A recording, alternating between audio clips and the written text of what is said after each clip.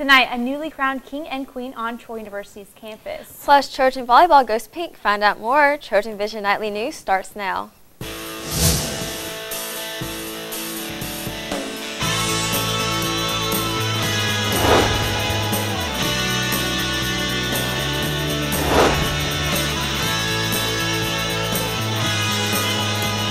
From the worldwide campuses of Troy University, this is Troy TrojanVision Nightly News. Hello, welcome to TrojanVision Nightly News for October 26, 2009. I'm Ivy Carter. And I'm Jessica Bozeman. Thank you for joining us this evening. After weeks of anticipation, Troy University met their 2009 homecoming king and queen over the weekend.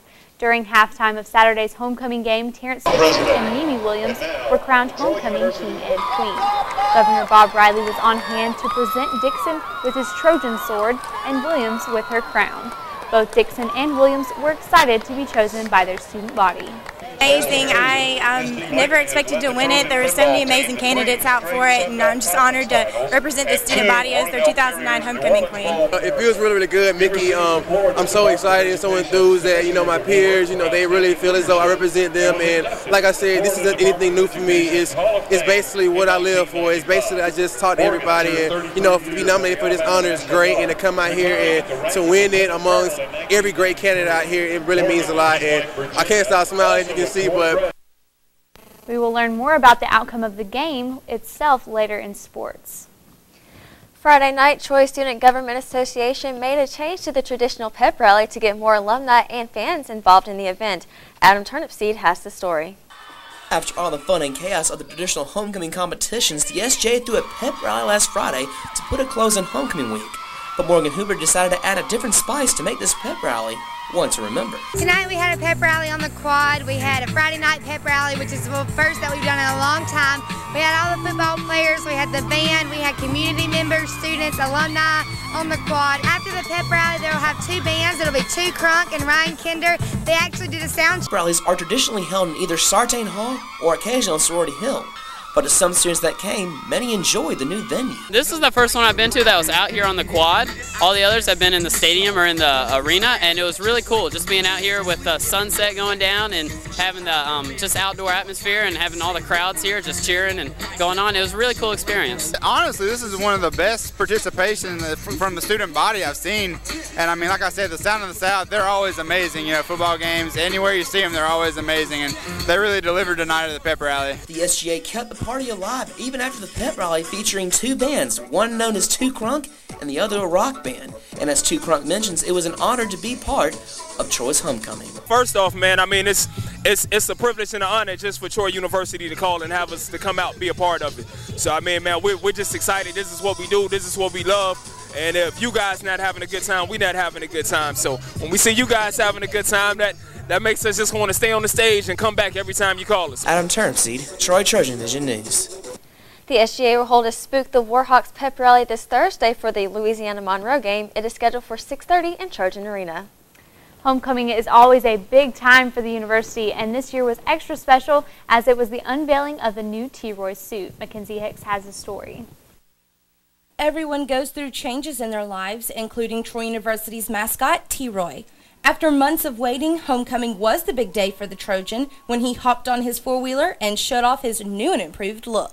The uniform kind of has a different feel for it. It's not as cartoonish looking. It's very stern, as what you would think of as a Trojan, not very comedic looking and smiling. The old T-Roy suit had so many problems, said Spriley, that it was hurting T-Roy's performance. But with the new suit, the man behind T-Roy, Tay Madden, hopes to try many more stunts. One, keep the same walk as always, because walking was an issue, believe it or not. Certain dances that I like to do, jumping off things. I always wanted to jump off stuff. Do crazy stunts with cheerleaders, I guess you could say. Maybe even go crowd surfing in the crowd and not have to worry about my uniform being torn apart if somebody makes a mistake and pushes the head and it'll fall off. That's one thing I've always wanted to do. Originally, the new suit was supposed to be presented at the first home football game, but due to difficulties, it kept being pushed back. The money had been turned into the company, and we were expecting it before the first football game, and the company kept pushing it back and kept pushing it back and kept pushing it back. And so now we finally received it, and we just didn't want to reveal it until the homecoming game. We thought that would be the proper game. T-Roy is a symbol for the university, and through his many changes, he is still the same old T-Roy that football players, students, and alumni know and love. Mackenzie Hicks, Troy TrojanVision News. In case you're wondering what happened to the old suit, it's been put away for a rainy day or in case T-Roy is needed in 2 places at once. With it being homecoming weekend, sports was on the minds of most Trojans, but one sport used a game that's to support a good cause. Alexander Jones shows us how the volleyball team and Trojans fans helped with the fight against cancer. The Trojan volleyball team played in their first ever Dig for a Cure match Friday night in the Trojan Arena.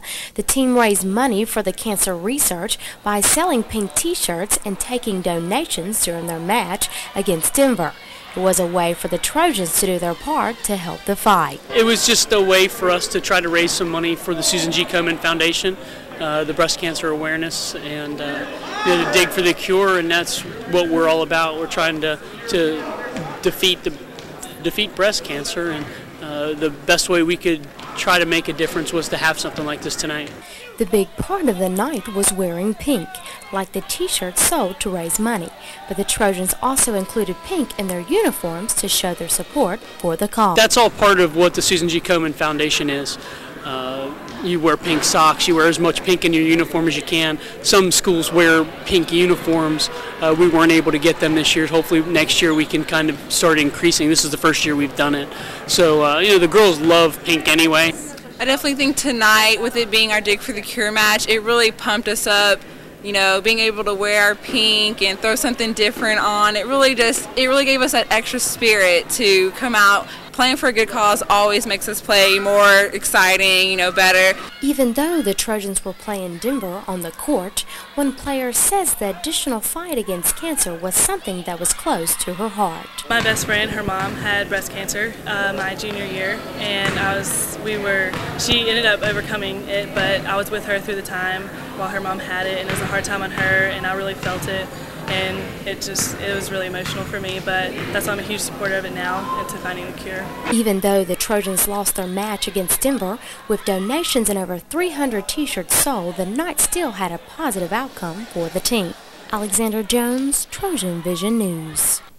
And the Trojan volleyball team had a busy weekend. We will find out what else they had on their schedule later in sports.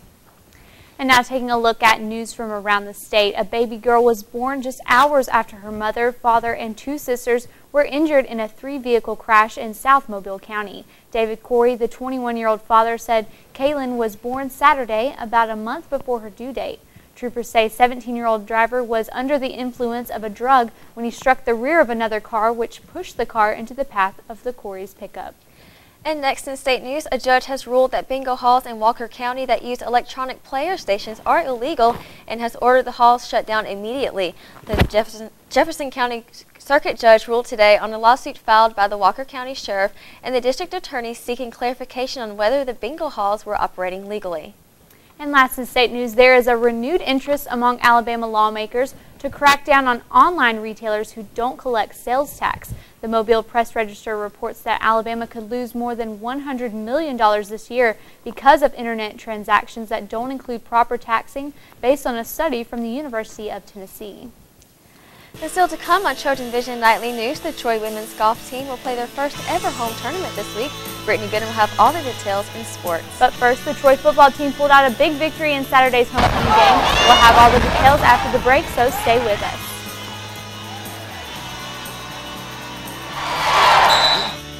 And I want to thank both of you for joining me here today. And that's all the time we have. Have a good night and happy birthday, Ivy. Thank you.